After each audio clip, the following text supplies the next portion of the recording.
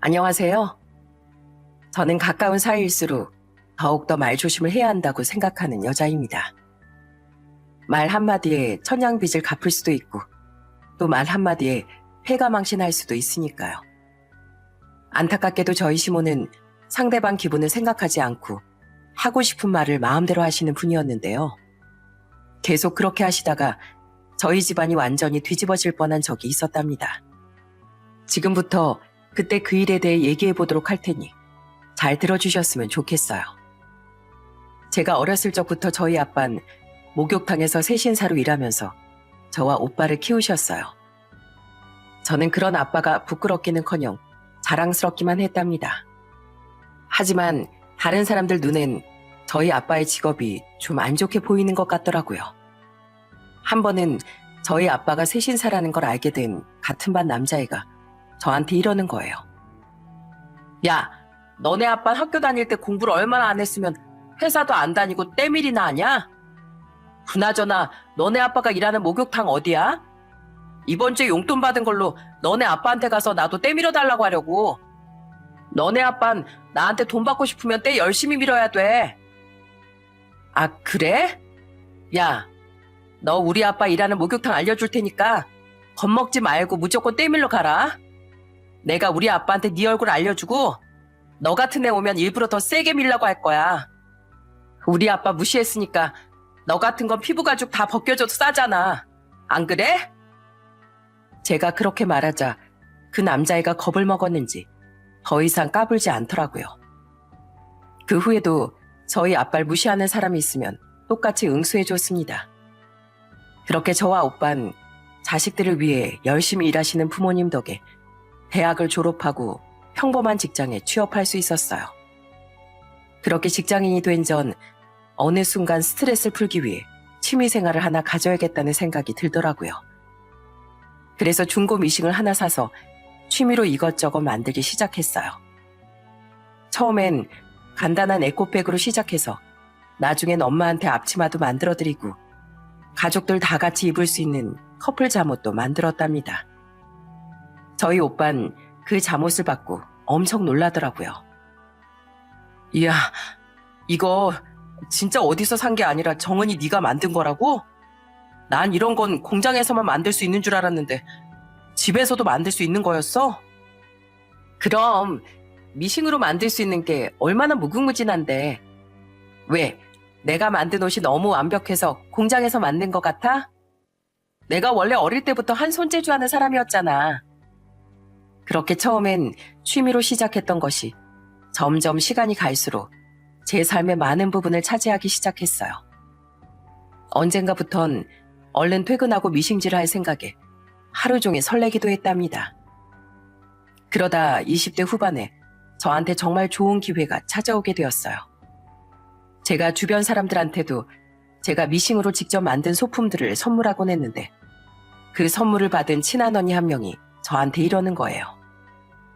정은아, 내가 보니까 너 솜씨도 있고 이쪽 일에 관심이 많은 것 같은데 차라리 직업을 이쪽으로 바꿔보면 어때? 사실 나 아는 사람이 명품 수선하는 수선집을 크게 운영하거든.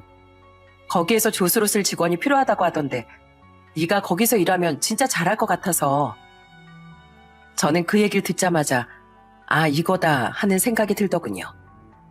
이왕 일을 하는 거 제가 좋아하는 일을 하면서 돈을 벌면 더 좋겠다는 생각이 들었어요. 그래서 저는 회사를 그만두고 그 언니의 소개를 통해 그 수선집의 직원으로 들어가게 되었습니다. 그런데 명품 수선을 전문으로 하는 곳이라 그럴까요? 손님들 중에선 유명한 연예인들도 있었고 돈 많은 사람들이 한 번에 명품 가방을 몇 개씩 들고 오기도 하더라고요. 처음엔 그 사람들이 너무 부러워 난 언제쯤 저런 삶을 살아볼까 하며 우울할 때도 있었어요. 하지만 그것도 잠시뿐이었고 어느 순간부턴 그냥 사람은 있는 그대로 사는 게 최고라는 생각이 들더군요. 저한텐 사랑하는 가족들이 있었고 제가 좋아하는 일을 하면서 직업에도 만족하고 있었으니 더 바랄 게 없다고 생각하게 되었어요. 그렇게 제 삶에 만족하며 살다 보니 어느덧 제 나이도 30살이 되었습니다. 그런데 그때쯤 제 친구 중에 대기업에 다니는 친구 한 명이 저한테 이러는 거예요. 정은아, 너 남자 소개 한번 받아볼래? 아니, 지난번에 너랑 나랑 만나서 밥도 먹고 사진도 찍었었잖아. 내가 그걸 SNS에 올렸는데 나랑 같이 일하는 직장 동료가 그 사진을 보고선 자꾸 널 소개시켜달라고 조르더라고.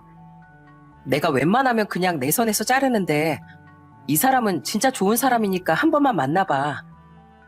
친구가 그렇게 말하며 사진을 보여줬는데 솔직히 제 스타일은 아니더라고요. 저는 좀 곰돌이처럼 푸근한 스타일을 좋아하는데 친구가 말한 남자는 너무 마르고 길쭉한 사람이었어요. 그래도 친구가 하도 한 번만 만나보라고 하길래 만나게 되었습니다. 그런데 그 남자는 말하는 게 좀 쑥맥 같긴 해도 되게 자상하고 착한 것 같더라고요. 그래서 몇 번 더 만나게 되었는데 저한테 엄청 잘해주는 거예요. 제가 퇴근할 때마다 매일 찾아와 집에 데려다 주는 건 기본이었고 성격이 엄청 세심해서 제 식성 같은 것도 하나하나 사소하게 다 챙기더라고요. 한 번은 같이 순대국밥을 먹으러 갔는데 음식을 주문하면서 거기 직원한테 그러는 거예요. 아, 그리고 한 그릇은 들깨가루 빼주세요. 여기 앞에 있는 분이 들깨가루 넣은 걸 별로 안 좋아하거든요. 게다가 같이 커피를 마시러 가서도 제가 뜨거운 걸 잘 못 먹는다는 걸 알고 알바생한테 이러더라고요. 아메리카노 따뜻한 거 2잔 주시고요. 한 잔엔 얼음 한두 개만 넣어주세요. 방금 나온 커피 너무 뜨거워서 먹기가 힘들더라고요. 저한테 얼마나 관심이 많으면 저렇게 사소한 거 하나까지 다 기억을 하고 배려할까 하는 마음에 저도 마음이 움직이게 되더라고요. 그렇게 전 친구가 소개해준 그 남자와 연인 사이가 되었고 1년 조금 넘게 만나다 남자친구와 결혼을 하게 되었습니다. 양가 부모님의 도움을 받을 수 없어 저희 돈만 가지고 작은 집으로 시작했지만 너무 행복하고 좋더라고요. 더군다나 남편이 그 세심한 성격으로 저희 가족들까지 챙겨주니까 너무 고마웠어요. 한 번은 친정 식구들과 다 같이 드라이브를 하는데 남편이 이러더라고요. 어머님, 오늘은 어머님이 운전석 뒤쪽에 앉으세요. 지난번에 보니까 어머님이 창밖 풍경 보는 걸 좋아하시는 것 같더라고요. 지금 우리가 가는 길에선 왼쪽이 바닷가니까 제 뒤에 앉으시는 게 창밖 보기에 제일 좋으실 거예요. 아이고, 내가 자네 덕분에 나들이 하면서 좋은 풍경도 더 많이 보고 완전 호강하겠어. 그나저나 자네가 나만 이렇게 챙겨줘서 자네 장인이 삐지면 어떡하지? 아유, 그러면 안 되죠. 아버님, 제가 이따가 저녁에 아버님 좋아하시는 매운탕 끓여드릴 테니까 왼쪽 자리는 어머님한테 양보해주세요. 아셨죠? 남편이 워낙 세심하게 챙기니까 저희 가족들이 남편을 엄청 좋아했어요. 물론 저도 시댁 식구들과 참 잘 지냈습니다. 한 번은 제가 시댁에서 시모와 같이 음식을 한 적이 있었는데 시모가 제가 음식하는 걸 보더니 이러시더군요. 아유, 난 며느리 생기면 내가 천천히 잘 가르쳐야겠다고 생각했는데 널 보니까 가르칠 게 하나도 없네. 어쩜 결혼하기 전에 이런 걸 다 배우고 왔어. 아, 제가 어렸을 때부터 엄마 따라서 음식하는 걸 좋아했었거든요. 그래도 어머님이 이렇게 칭찬해 주시니까 미리 요리 실력 키워놓길 잘했다는 생각이 드네요. 저는 시부모님뿐만 아니라 변호사로 일하고 있는 시동생과도 엄청 잘 지냈어요. 시동생이 가끔씩 저희 집에 놀러 오는데 한 번은 선물로 불고기용 소고기를 사왔더라고요. 그래서 그날 바로 그걸로 불고기를 해줬더니 시동생이 밥을 2그릇이나 먹으며 이러는 거예요. 형은 형수님한테 진짜 잘해야 돼. 세상에 이렇게 손질도 좋으면서 요리도 잘하고 성격까지 좋은 사람이 어딨어. 게다가 형수님이 우리 가족들한테도 엄청 잘해주시잖아. 그렇게 전 남편과 결혼 생활을 하면서 딸 하나도 낳게 되었어요. 그때까지만 해도 전 이렇게 계속 행복한 생활만 반복될 줄 알았어요. 하지만 살다 보니 점점 변하는 게 있더라고요. 한 번은 시모가 토요일에 시댁에 좀 오라고 했는데 저희 남편 직장 동료 결혼식이 있어서 결혼식이 끝나고 오후에 갔던 적이 있었어요. 그랬더니 시모가 남편한테 꼬치꼬치 캐묻기 시작하는 거예요. 명규야, 오늘 결혼했다는 네 직장 동료 와이프는 뭐하는 사람이라니? 집안은 잘 산대? 집안까지 모르겠고 와이프 직업은 세무사라고 하던데요. 오늘 보니까 둘이 되게 잘 어울리더라고요. 세무사라고? 아유, 그래도 네 직장 동료는 여자 보는 눈이 좀 있나 보다. 명규 너도 눈이 조금만 높았으면 더 좋았을걸. 어머니, 갑자기 그게 무슨 말씀이세요? 지금 이 사람이 마음에 안 드신다는 거예요?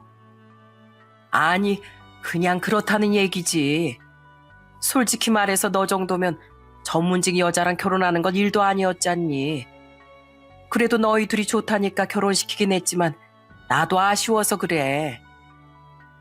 결혼 초반엔 제 직업을 가지고 아무 말씀도 안 하셨으면서 갑자기 남편 직장 동료가 세무사와 결혼했다고 하니까 갑자기 질투가 나셨나 봐요. 저는 조금 기분이 나쁘긴 했지만 그냥 오늘 하루만 그러신 거겠거니 하고 넘겼습니다. 그러다가 한 번은 시댁에서 김장을 했는데 제가 차가 막히는 바람에 조금 늦게 간 적이 있었어요. 그랬더니 시모가 절 보자마자 불같이 화를 내기 시작하는 거예요. 아유, 넌 김장하는 날에 시간 맞춰서 째깍째깍 와야지. 왜 이제 오고 난리야? 차가 너무 막혀서 좀 늦었어요. 대신 늦은 만큼 더 열심히 할 테니까 화 푸세요. 열심히 하는 건 당연한 거지. 솔직히 말해서 네가 돈이 있냐, 능력이 있냐? 그렇다고 집안이 잘 사는 것도 아닌데 이런 거라도 열심히 안 하면 아무짝에도 쓸모가 없잖아. 제가 말씀이 너무 심한 거 아니냐고 화를 내니까 또 그냥 하는 소리라고 하시더군요. 그러다가 한 번은 시모와 같이 장을 보러 갔다가 시모랑 아는 동네 아주머니를 만난 적이 있었어요. 그 아주머니가 저와 시모를 번갈아 보며 이러시더라고요. 며느리랑 같이 장 보러 왔나 보네. 근데 결혼한 아들이 어느 아들이라고 했지? 대기업 다니는 아들? 아니면 변호사 아들? 우리 변호사 아들은 아직 결혼 안 했고 대기업 다니는 큰아들이 결혼했지. 아, 그럼 큰며느리인가 보네. 그나저나 아들 둘이나 성공해서 아주 좋겠어. 세상에 대기업 다니는 아들 하나만 있어도 부러운데 변호사 아들까지 있으니 얼마나 좋아. 그런데 그 아주머니가 가고 나서 시모가 저한테 이러시더라고요. 봤니?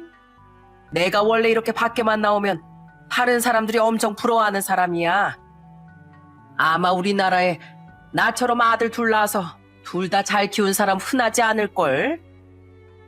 솔직히 자식 둘이 좋은 직업을 가졌으니 부모 입장에선 당연히 자랑스러울 만도 하죠. 그래서 전 시모가 계속 자식들 자랑을 해도 그냥 좋게 좋게 듣고 말았습니다. 그런데 문제는 시모가 언젠가부터 술만 먹었다 하면 저한테 막말을 하기 시작했다는 거예요. 아이고, 우리 손녀딸이 지 엄마 닮지 말고 제발 지 아빠를 닮아야 할 텐데. 솔직히 말해서 애미 네가 다니는 그 수선집이 명품 수선 전문이라고는 하지만 그거 미싱 조금만 할 줄 알면 누구나 다 할 수 있는 거잖아. 요즘에 젊은 여자들은 다 능력 키워서 좋은 직업 가지려고 하는데 우리 손녀딸이 너처럼 글러먹은 애를 닮으면 어떡하니? 어머님, 제 직업이 뭐가 어때서 그러세요? 명품 수선이 얼마나 많은 걸 신경 써야 되는 줄 아세요? 대충 집에서 바지 단줄이고 단추 달고 그런 거랑은 차원이 다르다고요. 참나, 달라봤자 뭘 그렇게 다르겠어. 너 그렇게 수선집에서 쓰잘데기 없이 시간 낭비하지 말고 지금이라도 그만둬라.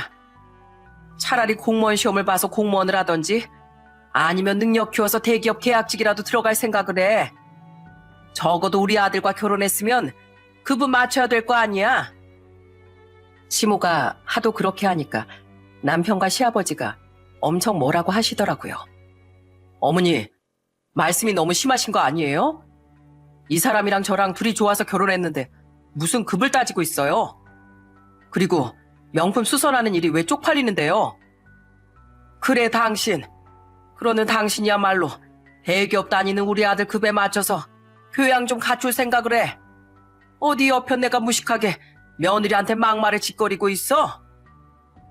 그런데 아무리 남편과 시아버지가 화를 내도 그때뿐이고 다음 날이 되면 그냥 술김에 한 농담이었다고 넘어가려고 하시더군요.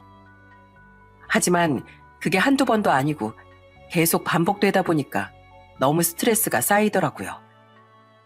그래도 남편과 시댁 식구들이 절 챙겨주니까 그나마 참고 살 수 있었습니다. 그러다 보니 어느덧 제가 결혼한 지도 9년이 되었더라고요. 그때쯤 시동생이 결혼할 여자가 생겼다면서 시댁에 데려왔어요. 예비 동서는 직업이 의류 디자이너라고 했는데 생긴 것도 되게 참하고 예쁘더라고요.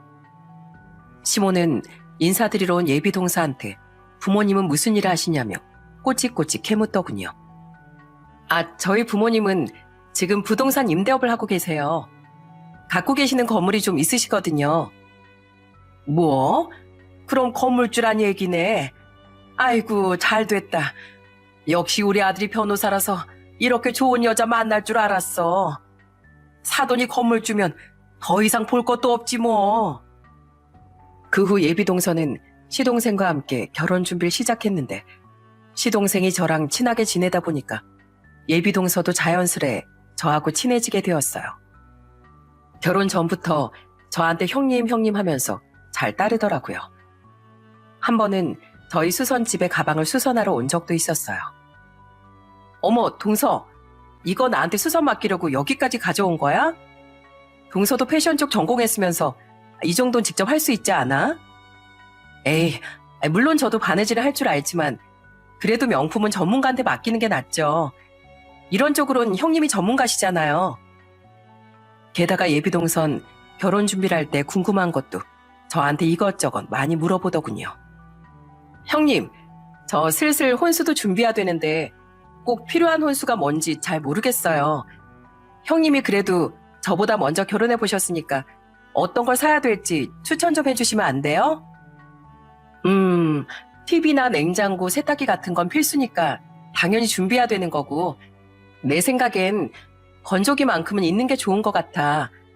빨래를 직접 안 널어도 되니까 공간 절약도 되고 금방 뽀송뽀송하게 말라서 되게 편하거든. 그리고 건조기 돌리면 먼지도 잘 털리고 수건 같은 것도 숨이 금방 안 죽고 오래 간다. 우와, 역시 형님은 아는 것도 많으시네요. 형님, 저 앞으로도 모르는 거 있으면 또 물어봐도 되죠? 저 형님 없었으면 결혼 준비가 진짜 막막했을 것 같아요. 그런데 제가 이렇게 예비동서와 잘 지내는 것과는 반대로 시모는 점점 더 저를 무시하기 시작했습니다. 하루는 시모가 갑자기 급한 일이 있다며 저보고 시댁에 오라는 거예요. 그래서 가봤더니 저한테 앞치마를 주면서 이러시더군요. 오늘 작은 애가 우리 집에 밥 먹으러 온다고 했거든. 그러니까 작은 애 오기 전에 얼른 너랑 나랑 같이 음식 좀 하자. 네? 예비 동서한테 밥 차려주는 것 때문에 절 부르신 거예요? 전 어머님이 급한 일 있다고 하시길래 무슨 큰일 있는 줄 알았잖아요. 아, 이 정도면 큰일이지. 그럼 큰일이 아니니? 부잣집에서 자라서 맨날 맛있는 것만 먹고 살았을 텐데 내가 평소 먹는 대로 대충 해줄 순 없잖아. 그나저나 역시 사람은 자라온 환경이 중요하다고. 넌 평범한 집안에서 자라서 그런지 이렇게 부엌에서 일하는 게 딱 어울린다 얘. 역시 사람은 각자 어울리는 자리가 있는 거야. 그날 너무 어이가 없어서 앞치마를 던지고 나올 뻔한 걸 겨우 참았습니다. 그런데 시모는 부잣집 며느리를 얻게 되니 제가 더 안 입고 게 느껴진 걸까요?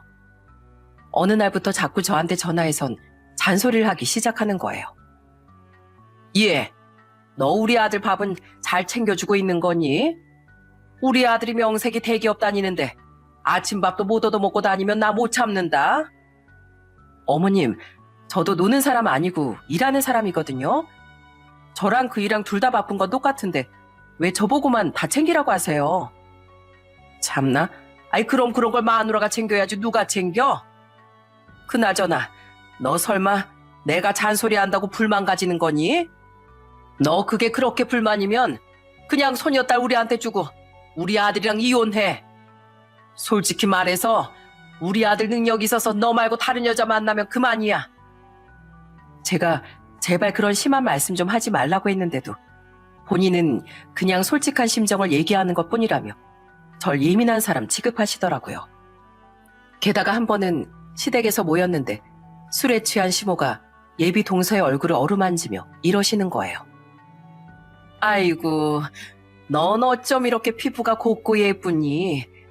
우리 큰며느리 완전 아줌마가 따로 없는데 널 보니까 확실히 집안 환경이 중요한 긴 중요한가 보다. 원래 부잣집에선 어려서부터 외모 관리도 잘 시킨다며? 우리 큰며느린 때밀이 딸로 태어나서 때는 많이 밀어봤어도 그런 건 해본 적이 없거든. 시모가 그렇게 얘기하니까 시아버지와 저희 남편이 또 크게 화를 내더군요. 예비동서도 얼굴에 난감한 표정이 가득했어요. 그렇게 하루하루가 지나 어느덧 시동생의 결혼이 한 달 정도 남았을 때였어요. 마침 시모 생신이라 예비동서까지 다 같이 시댁에 모였습니다. 시동생은 술을 잔뜩 사와선 이러더라고요. 제가 오늘 소주랑 맥주랑 막걸리까지 다 준비했습니다. 어머니, 아버지, 어떤 걸로 드릴까요? 난 구수하게 막걸리로 먹을란다. 네 엄마도 막걸리를 제일 좋아하니까 막걸리로 달라고 할걸.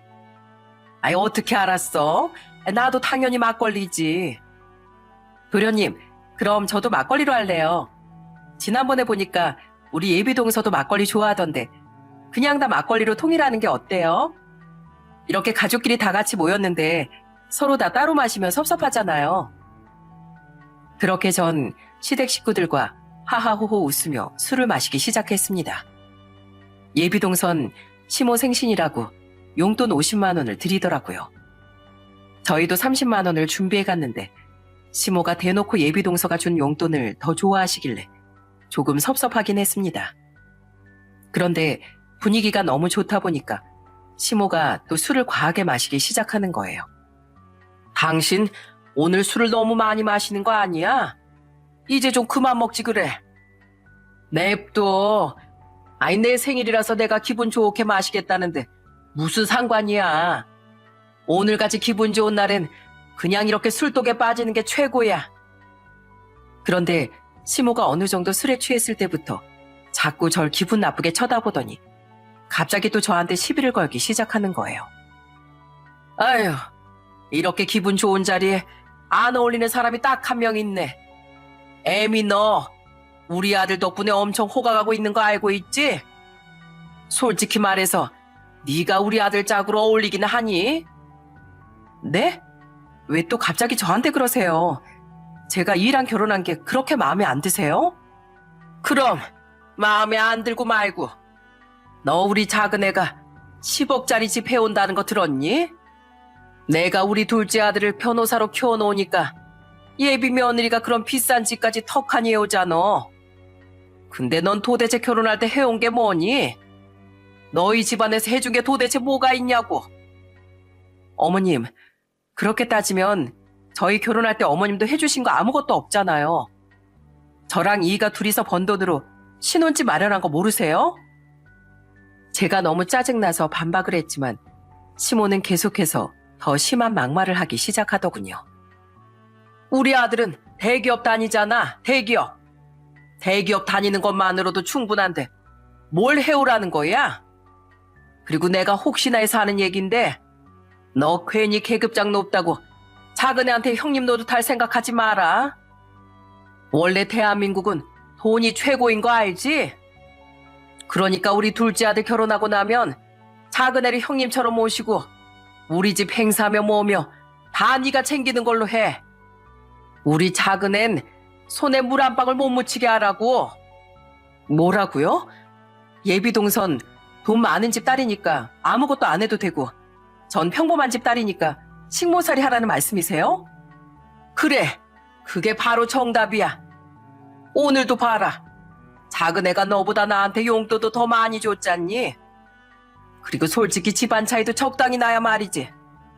너네 아버지 몇 년 전까지 때밀이로 일하시던 분이고 작은 애네 아버진 부동산 임대업 하시는 분이잖아. 솔직히 수준 차이가 나도 너무 나는데 먼저 결혼했다고 유세 떨 생각하지 말고 그냥 지금이라도 무릎 꿇고 형님으로 받들겠다고 해. 알겠어? 세상에 아무리 술이 취했어도 그렇지 정말 말 같지도 않은 소리를 하시더군요. 제가 너무 어이가 없어서 코웃음을 치고 있으니까 예비 동서도 안절부절 못하면서 이러는 거예요. 어머님, 갑자기 형님한테 왜 그러세요? 어머님 이러시면 저 불편해서 여기 못 있어요.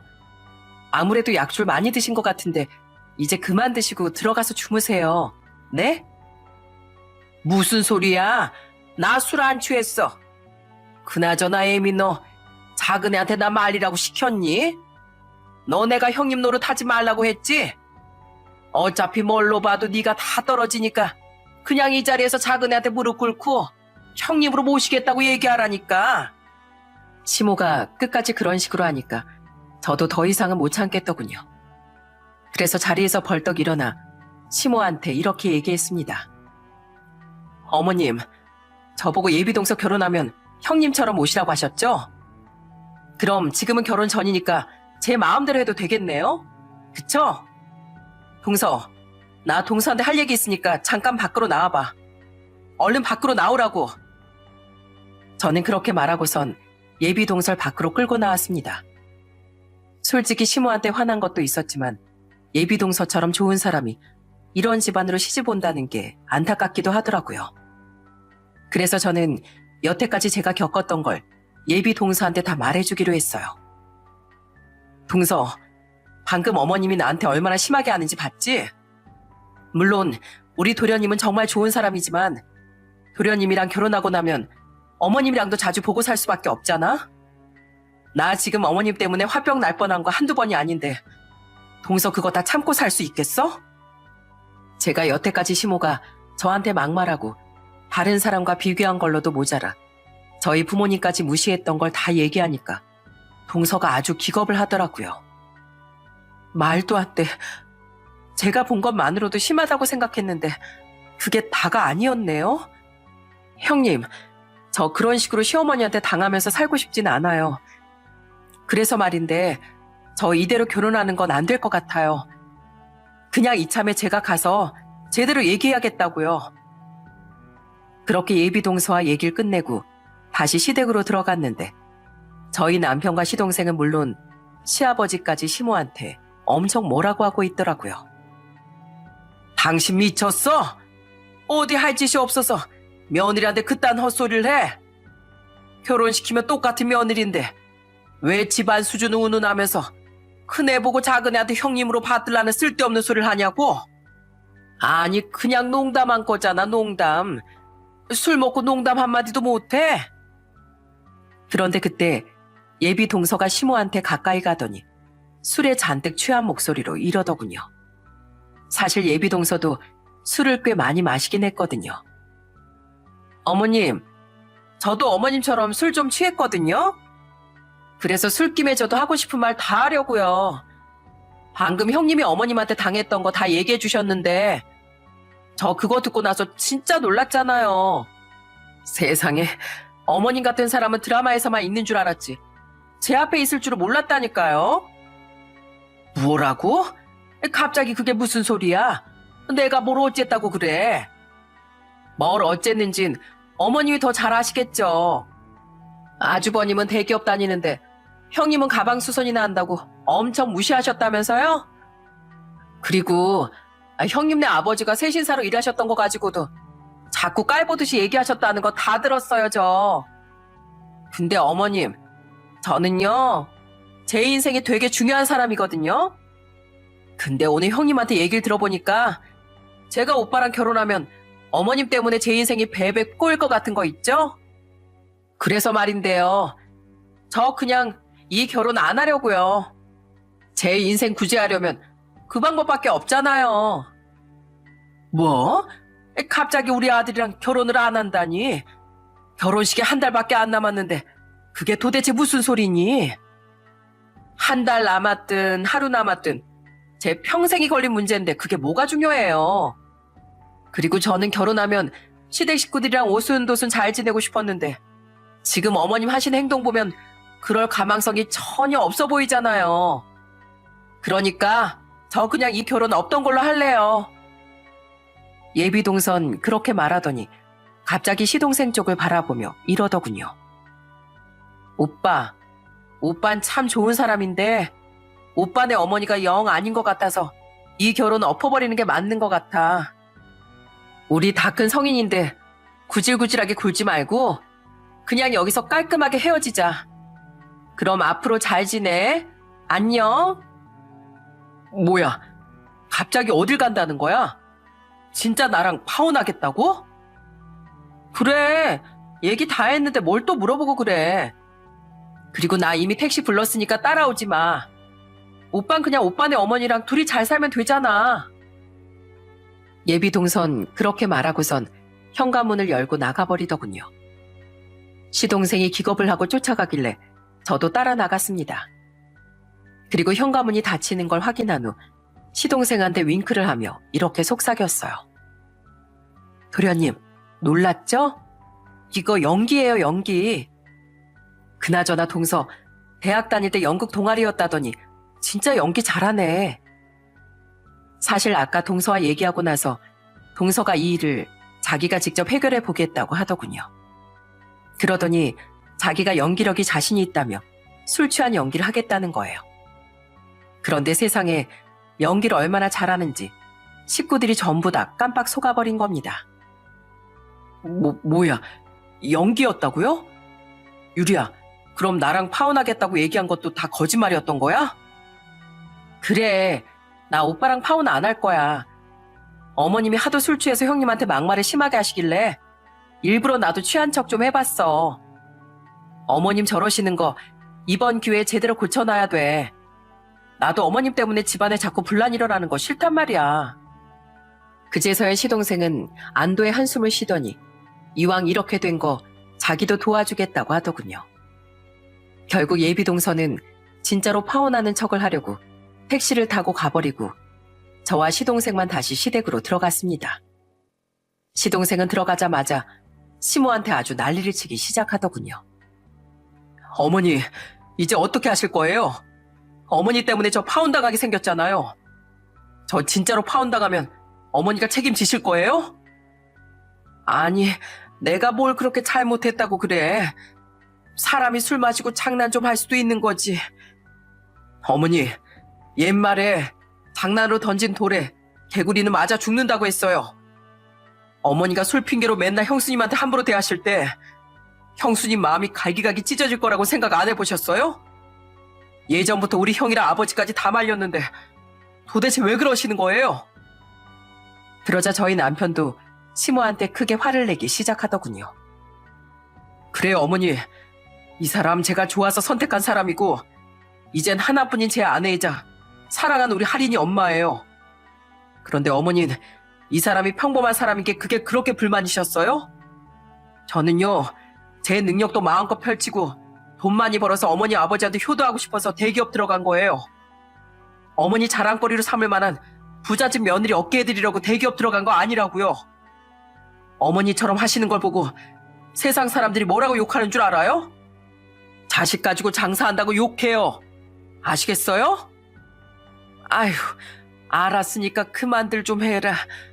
술 먹고 말실수 한 번 한 거 가지고 왜 다들 나한테 달려들어서 이러는 거야?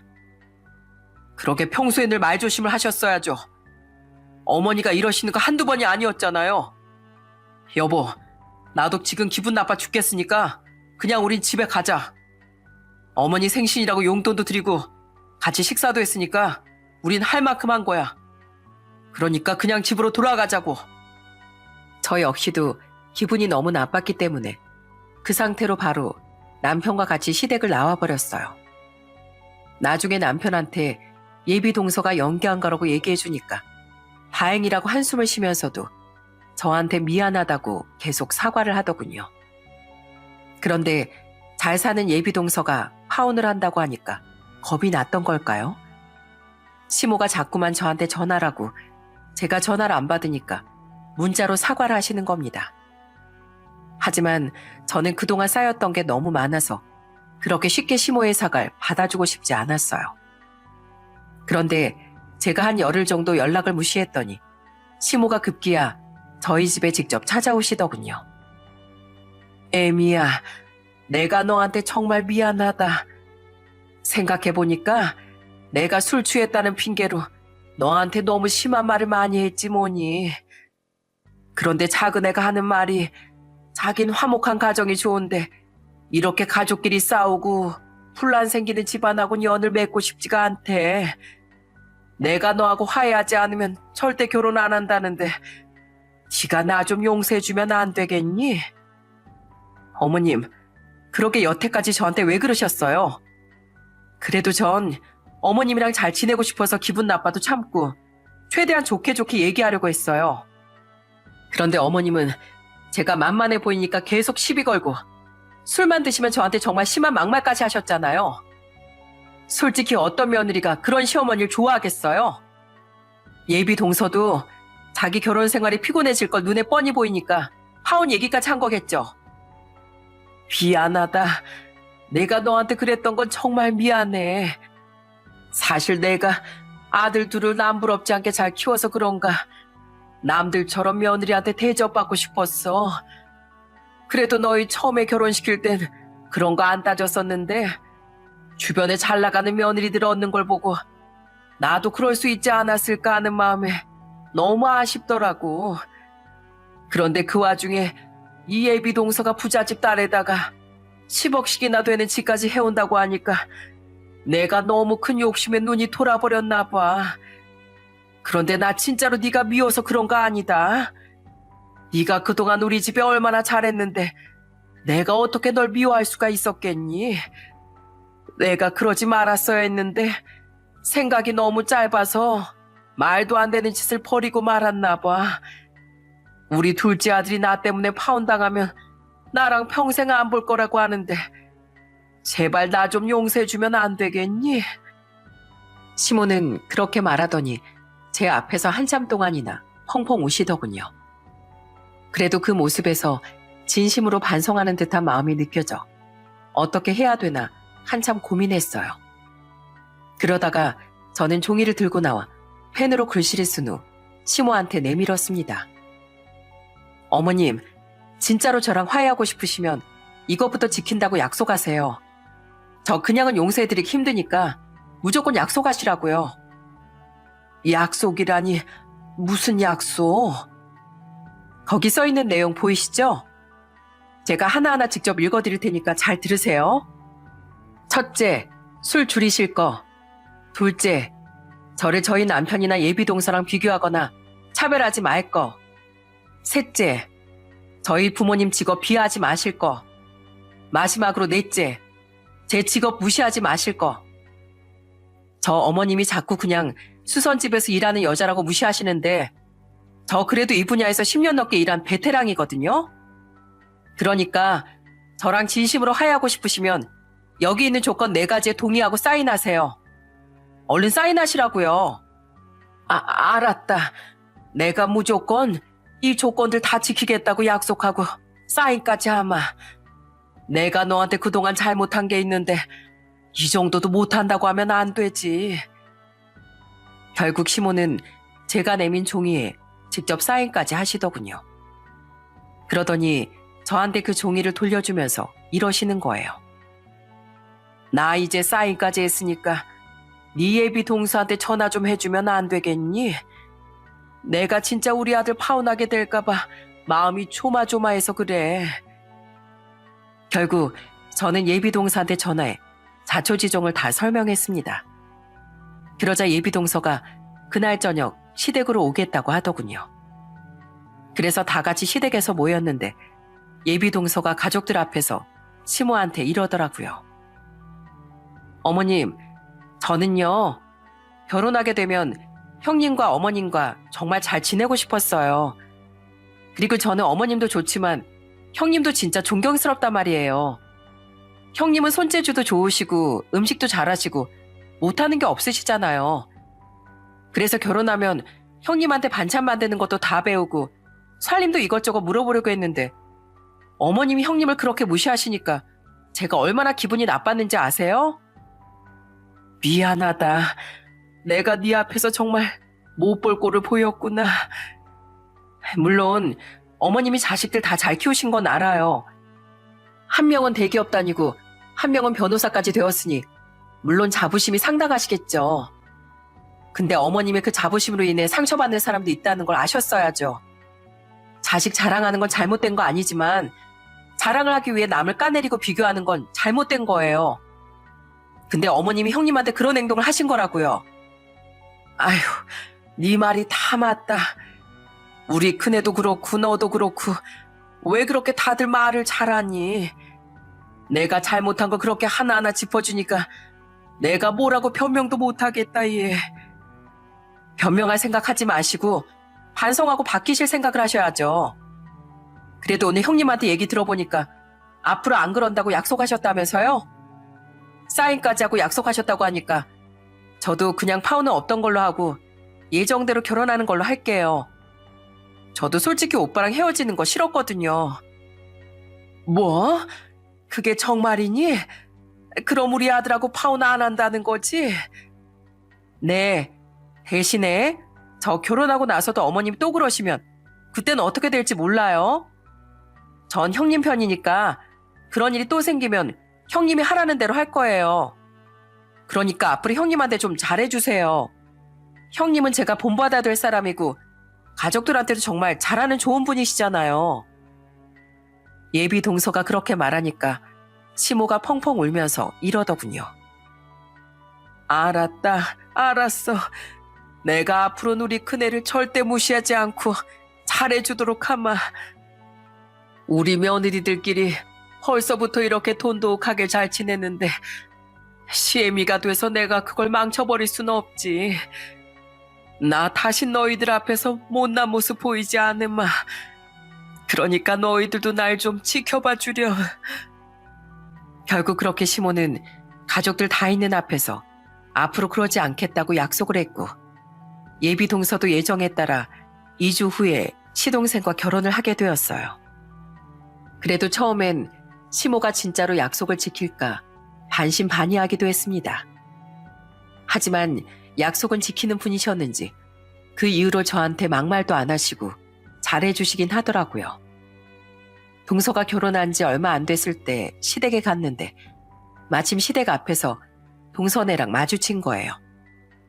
그래서 동서랑 같이 들어갔더니 시모가 동서를 엄청 반기며 안아주시더군요. 아이고, 우리 며느리 왔구나. 여기까지 오느라 정말 고생 많았다. 어머님, 전 안 보고 싶으셨나 봐요. 보자마자 동서만 반겨주시네요. 아유, 당연히 우리 큰며느리가 제일 보고 싶었지. 작은 애가 먼저 들어오길래 먼저 안아준 것뿐이야. 그나저나 다들 배고프지? 내가 밥 다 해놨으니까 얼른 들어와서 먹거라. 벌써 밥을 다 해놓으셨다고요? 어머니 원래 저 오면 저랑 같이 식사 준비하시잖아요. 웬일로 저 없이 혼자 다 하셨어요? 아니, 작은 애가 음식을 할 줄 모른다길래 처음부터 시키는 건 좀 아닌 것 같더라고. 그렇다고 내가 큰애 너한테만 하라고 할 수는 없지 않니? 나한텐 똑같이 소중한 며느리인데 그건 안 되지. 그래서 그냥 나 혼자 고생하고 말기로 했다. 내가 맛있게 해놨으니까 얼른 와서 식기 전에 먹어라. 시모가 그렇게 얘기하니까 동서가 애교 있게 웃으며 이러더군요. 어머님, 저 앞으로 시간 날 때마다 형님한테 음식 배우기로 했거든요. 그러니까 다음부턴 그냥 저한테 시켜주세요. 실습을 많이 해봐야 저도 실력이 늘죠. 안 그래요? 동서가 어찌나 성격이 밝은지 분위기를 정말 잘 풀어주더군요. 그런데 하루는 뜬금없이 저희 친정엄마한테서 전화가 온 적이 있었어요. 정은아, 오늘 명절도 아닌데 사부인께서 글쎄 우리 집에 한우를 보내셨더라. 게다가 웬일로 나한테 전화까지 하셨더라고. 요즘에 시어머니를 찬밥 취급하는 며느리도 많은데 너처럼 착한 며느리를 둬서 자기가 호강하고 산다면서 나보고 널 잘 키워줘서 참 고맙다고 하시더구나. 어찌 난 이 칭찬을 많이 하시는지 듣는 내가 다 민망할 지경이었어. 저는 그 얘기를 듣고 내심 기분이 좋더라고요. 이젠 정말로 저도 무시하지 않으시고 저희 부모님도 존중해 주시는 것 같았어요. 그리고 약속대로 술도 많이 줄이시더군요. 워낙 술을 좋아하시던 분이라 아예 끊지 못하셨지만 그래도 시댁에서 밥을 먹을 때 반주 정도로만 하시더군요. 어머님, 지금 벌써 막걸리 3잔째 아니에요? 술 줄이기로 저랑 약속하셨잖아요. 아니야. 아까 너무 조금 따라서 실제로 마신 건 1잔밖에 안 돼. 그리고 지금 따른 건 그냥 입만 댈 거야. 입만 된다고 하시다가 1잔 또 다 드시려고요? 제가 이렇게 두 눈 시퍼렇게 뜨고 지켜보고 있으니까 몰래 드실 생각하시면 안 돼요. 아유, 알았어. 내가 며느리들 무서워서 술도 제대로 못 먹네. 이러다가 나중엔 진짜로 술을 끊게 되는 날이 올지도 모르겠다. 시모가 그렇게 얘기하니까 옆에서 시동생이 깔깔 웃으며 이러더라고요. 이야, 우리 어머니 이제 사람 다 되셨네. 그렇게 술 없으면 못 사시던 분이 이 정도로 줄일 줄 누가 알았겠어요? 이게 다 우리 형수님 덕분이에요. 역시 형수님이 우리 집안의 보물이라니까요. 그렇게 시어머니가 변하기 시작한 지도 2년이 지났습니다. 다행히 2년이라는 시간 동안 별로 큰 문제는 없었어요. 솔직히 저도 처음엔 시어머니한테 너무 화가 나서 한 번이라도 약속을 어기면 진짜 다신 안 볼 각오까지 하고 있었어요. 그런데 진심으로 반성하고 노력하시는 모습을 보니까 저도 점점 마음이 풀리더라고요. 그래서 지금은 시어머니하고도 잘 지내고 성격 좋은 동서와도 그때보다 더 친하게 지내고 있답니다. 얼마 전에 시어머니가 저한테 이런 말씀까지 다 하시더라고요. 에미야, 내가 그동안 너한테 너무 심했었지? 근데 내가 이렇게 진심으로 반성하고 매사에 조심하면서 살다 보니까 오히려 나도 지금 이 생활이 더 편하고 좋은 것 같더라고. 예전에 남들하고 비교하면서 내가 더 갖지 못한 것에 불만만 품었었는데 지금 생각해보니까 내가 남들을 부러워할 것도 없었지 뭐니. 아들 둘 다 잘 키웠겠다. 성격 좋고 똑 부러지는 며느리도 둘이나 얻었겠다. 게다가 예쁜 소녀딸까지 있으니 이보다 더 좋을 게 없잖니. 저희 시어머니 말씀처럼 남들하고 비교하기만 하면 사람이 불행해질 수밖에 없는 것 같아요. 세상엔 늘 나보다 잘난 사람이 있을 수밖에 없는 거니까요. 하지만 남들을 부러워하기 전에 내가 가진 것에 눈을 돌리고 그것에 만족하면서 산다면 그것만큼 행복한 것도 없는 것 같습니다. 만약에 저도 남들이랑 비교만 하면서 살았다면 훨씬 돈 많고 잘해주는 다른 집 시부모님이랑 비교했을지도 몰라요. 그런데 전 그냥 노력하시는 시어머니의 모습이 좋아 보이더라고요. 물론 저희 시어머니가 다시 예전 모습으로 돌아갈 수도 있겠지만 그래도 여태까지 변화한 모습을 보여주셨던 만큼 믿어보기로 했어요. 사람을 의심하는 것보단 믿는 게 훨씬 더 행복하니까요.